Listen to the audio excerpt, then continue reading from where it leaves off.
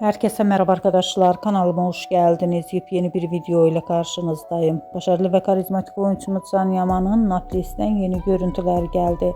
Can Yaman'ın tiyatrodan sonra Naples'te olan muhteşem görüntülerini sizler için YouTube kanalımda video halinde sunuyorum. Umarım beğenirsiniz. Arkadaşlar, videomu beğendiyseniz kanalımı izlemeyi ve bildirim butonuna basmayı unutmayın. Şimdilik benden bu kadar olsun. Yeni videomuzda görüşmek üzere. Hoşça kalın.